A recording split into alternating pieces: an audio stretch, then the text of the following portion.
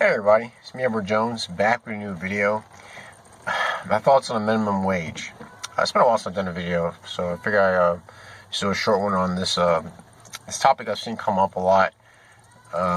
When talking about kind of the struggles of unskilled workers, and like the U.S. doesn't have like our minimum wage is $7.25, and there was this call for a $15 minimum wage, and I just wanted to share my thoughts on those things.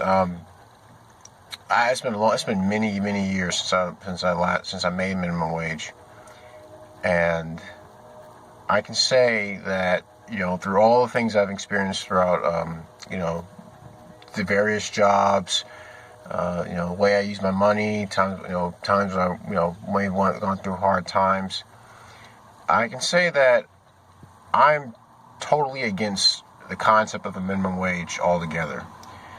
The first reason being is it's when coming up with the idea of a living like a living wage. I always wonder according to whose metric.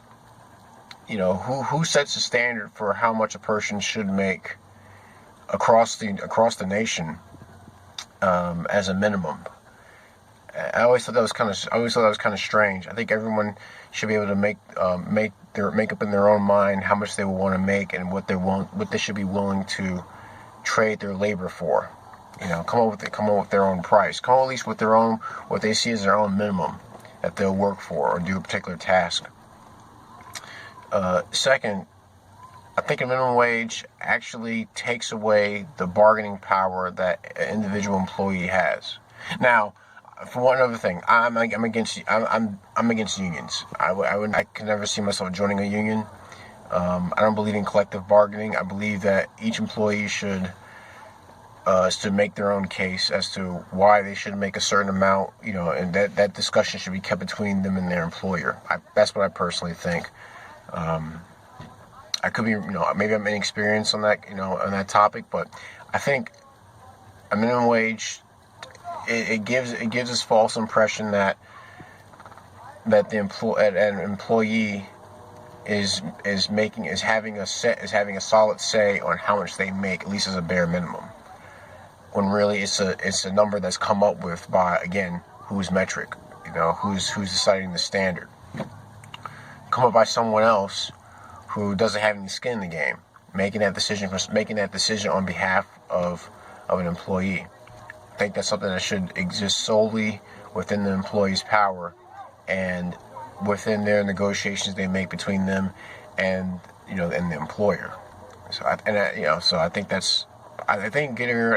not having a minimum wage would encourage employees to actually actively negotiate for what they would want to make per hour, or per week, or whatever they want to make, on the job.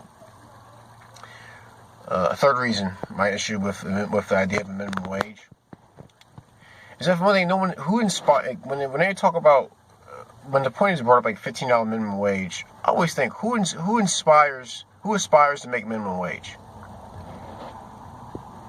I know that every little advancement I make throughout my work history, it means something. It means something to me. It means that the skill that I have, I'm being properly compensated for what it is I'm doing. And if I think I should get more, then I can talk to an employer. I can bring up my work history.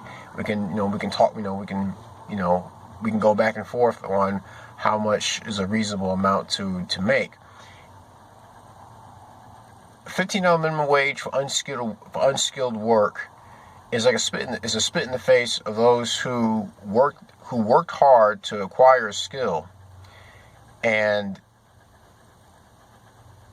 are doing, and they want the particular recognition that's necessary to help them advance, to encourage them to advance.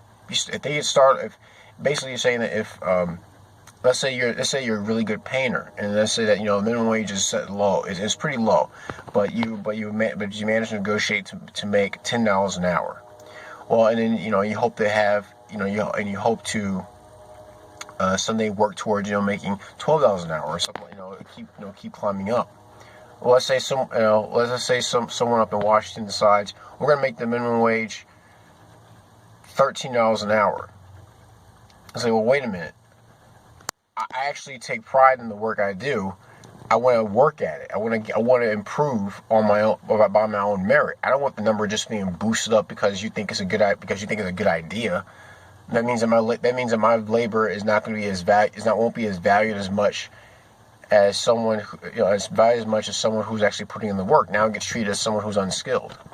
So I think that's another thing I see. I think it creates contention with people who actually see a lot of value in their own work, and who would want to actually trade what they're able to do fairly with someone who wants to hire them. I think artificially boosting up the